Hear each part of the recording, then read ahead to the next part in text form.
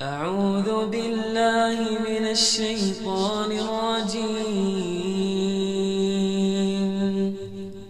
بسم الله الرحمن الرحيم.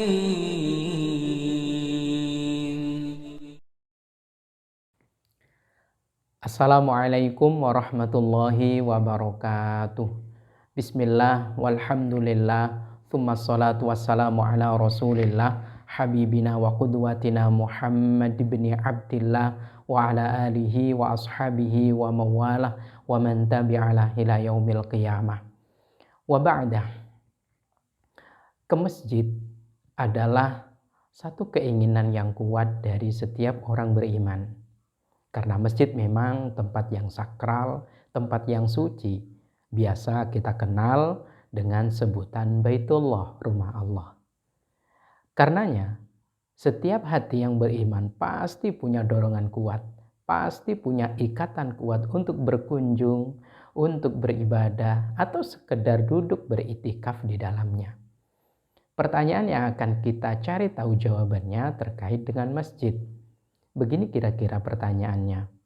Pak Ustadz, apakah tidak boleh kaum wanita muslimah itu ikut sholat berjamaah di masjid? Perhatikan pertanyaannya, apakah tidak boleh kaum wanita muslimah itu sholat berjamaah di masjid? Tentunya sholat 5 waktu. Nah, penting untuk kita pahami bersama-sama. Memang ada sebagian umat Islam, khususnya kaum wanita, yang mengatakan bahwa wanita pergi ke masjid itu tidak boleh. Sebagian ada yang beralasan karena kaum muslimah di masa Nabi itu tidak ada pergi sholat fardu berjamaah ke masjid. Sebagian lain ada yang berkata bahwasanya sebaik-baik tempat ibadah bagi kaum wanita muslimah salihah adalah di rumahnya. Nah, penting untuk kita pahami bersama-sama. Kalau ada seorang wanita muslimah, dia tidak sholat ke masjid, tidak ada masalah. Tapi kalau melarangnya, itu menjadi masalah. Bukan yang dilarang yang bermasalah. Akan tetapi yang melarangnya, yang mencegahnya, yang menghalang-halanginya yang menjadi masalah. Kenapa?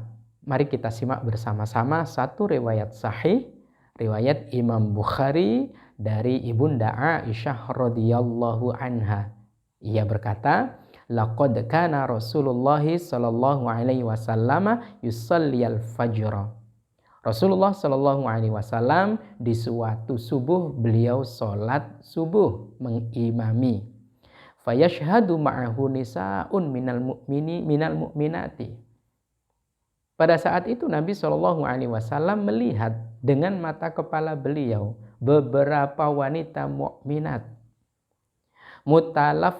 mutalaffi'atin fi murutihinna. Mereka mengenakan murutnya, menutupi sekujur tubuhnya dengan murut. Murut itu adalah pakaian yang khusus digunakan untuk sholat. Pakaian itu tidak ada putusnya, sambung, mulai dari penutup kepalanya hingga kaki. Mukena jadul kalau istilah sekarang, utuh, mulai dari ujung rambut sampai kaki tertutup sempurna. Tsumma yarji'na ila buyutihinna. Kemudian mereka rampung sholat kembali ke rumahnya masing-masing. Ma ya'rifuhunna ahadun. Tidak ada yang tahu tuh siapa wanita. Yang jelas Nabi SAW menyaksikan kaum wanita berbondong-bondong pergi ke masjid untuk sholat subuh bersama Nabi SAW mengenakan murut atau mukena terusannya itu. Kemudian di dalam riwayat yang lain juga disaksikan luar biasa. Sama, masih riwayat Imam Bukhari. Sahabat Ibnu Umar radhiyallahu anhu qala, ia berkata, kanat imra'atun li Umar tashhadu ma' salat as-subhi wal isya'a fil jama'ati fil masjidi. Kata sahabat Ibnu Umar radhiyallahu anhu, istrinya sahabat Umar bin Khattab itu terlihat sholat subuh dan sholat isya berjamaah di masjid. Saya ulangi, istrinya sahabat Umar bin Khattab radhiyallahu anhu, beliau sholat subuh dan sholat isya berjamaah di masjid. Faqilalah, ditanya kepadanya, ai qala Umar, yaitu Umar berkata, lima tahrujina wa qad ta'lamina anna Umara yakrahu dzalika wa yugharu.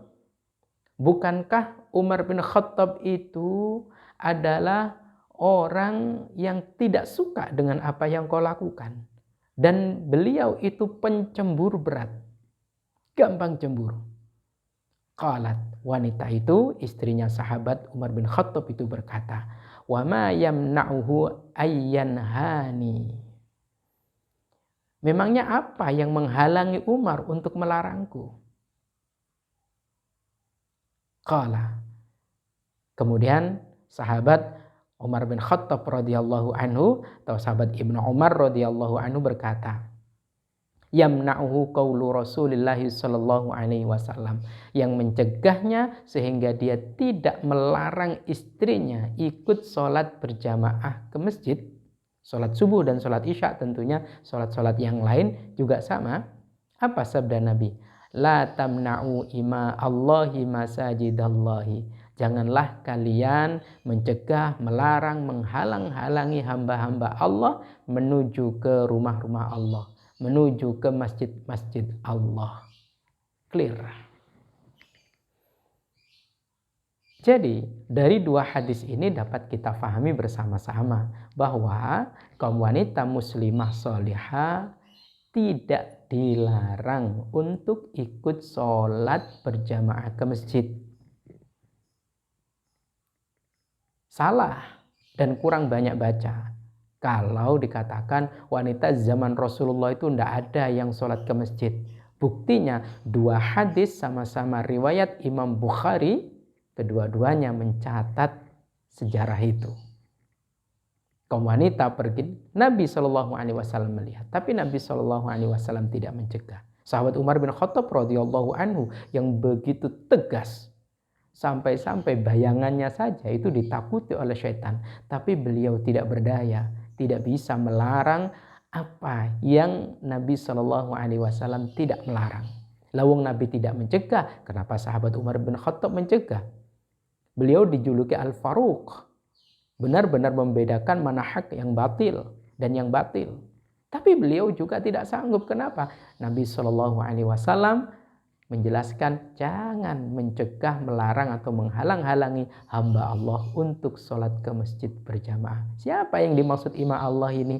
Adalah kaum wanita muslimah salihah.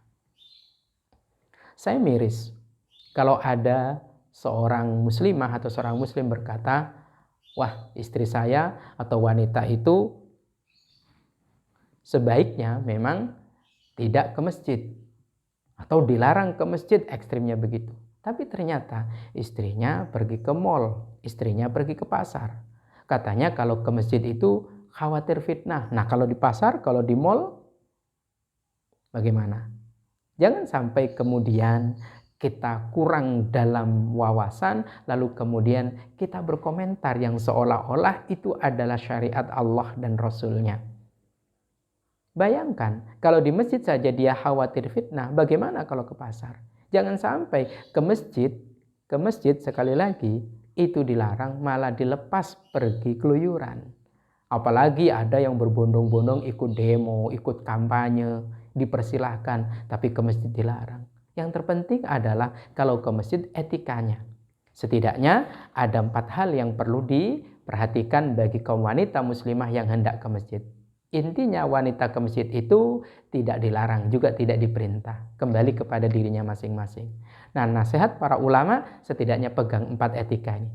Pertama, pastikan bersama mahram supaya aman dari fitnah. Bonceng suaminya kah, bonceng anaknya kah yang sudah balik, bonceng saudara kandungnya kah. Yang kedua, pakai dan lepas mukena di rumah.